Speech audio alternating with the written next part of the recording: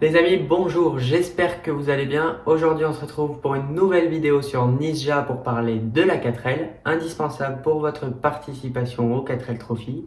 Je vais vous retracer l'histoire de la 4L, cette voiture mythique qui fait clairement partie du patrimoine automobile français. Je vais également revenir sur nos choix concernant ce qu'on envisage pour notre voiture. Et enfin, les points importants à vérifier lors de l'achat de votre 4L si vous souhaitez participer au 4L Trophy. C'est parti!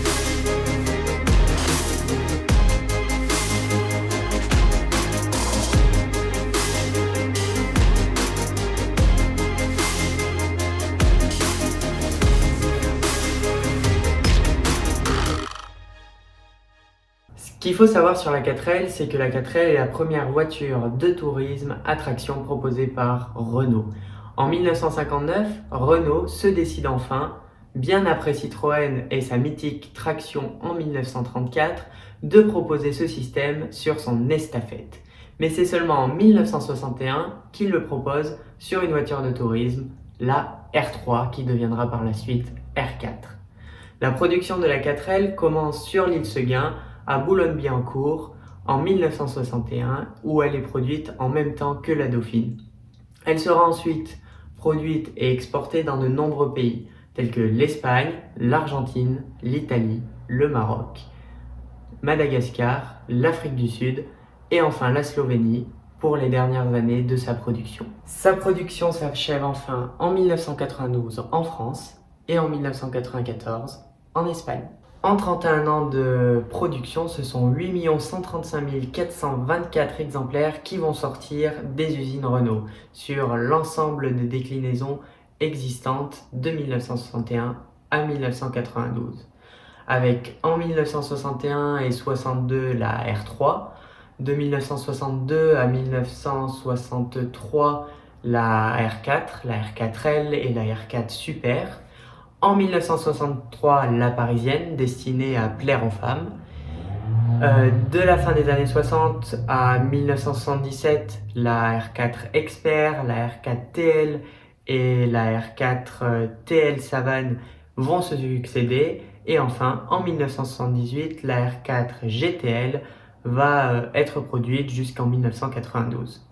La R4 se décline enfin en fourgonnette avec la F4 et la F6, mais également en pick-up fabriqué par Taylor, qui a également fabriqué pour Renault la Renault Rodeo. Et enfin, Renault ira même jusqu'à proposer une version 4x4 de sa 4L avec la Renault 4 Simpar. Bien évidemment, suivant les générations et le modèle de la 4L, vous n'allez pas retrouver la même motorisation sous votre capot. Pour les premières générations de 1961 au début des années 70, vous allez retrouver le moteur Billancourt en 603, 747, 782 et 845 cm3. Et enfin pour les plus récentes, à partir de 1975 jusque globalement à la fin 1992, vous retrouverez le moteur Cléon-Fonte en 853, 956 et 1108 cm3.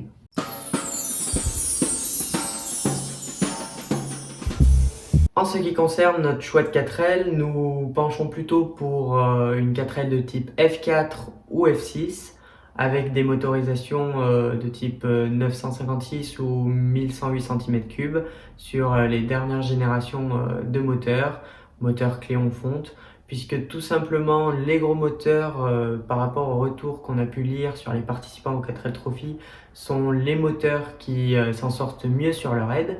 Et pour le choix de la 4L, on privilégiera une F4 ou une F6 tout simplement parce qu'on souhaite dormir à l'intérieur de la 4L. Et aussi, on a estimé que le volume que nous offre le coffre nous permettra d'emmener du matériel et les affaires que nous souhaitons.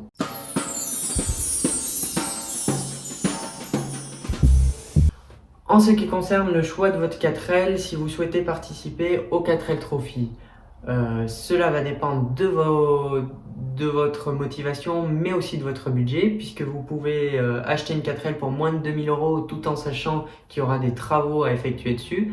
Mais en même temps, si vous vous sentez l'âme bricoleur, c'est un super choix puisque vous connaîtrez parfaitement votre voiture pour le rallye.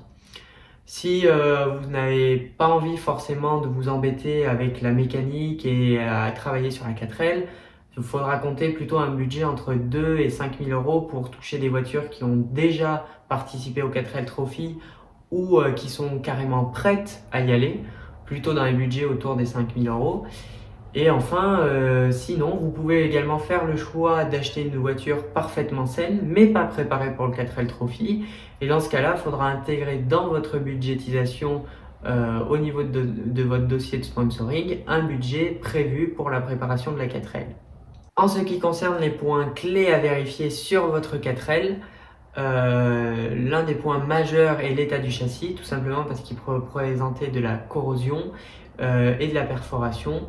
Et dans ce cas-là, pour participer au 4L Trophy, il vous faudra le changer, ce qui peut représenter quand même une certaine somme, puisque changer un châssis sur une 4L, il faut compter environ 1000 €. J'espère que cette vidéo vous aura plu, qu'elle vous aura été utile, que vous en avez appris plus sur l'histoire de la 4L et les choix possibles pour votre participation au 4L Trophy. Si c'est le cas, n'hésitez pas à vous abonner à la chaîne, à lâcher un pouce bleu, à laisser un commentaire et vous pouvez également nous rejoindre sur nos réseaux TikTok, Facebook et Instagram sur lesquels nous postons régulièrement. Et sur ce, à très vite dans une prochaine vidéo. Ciao!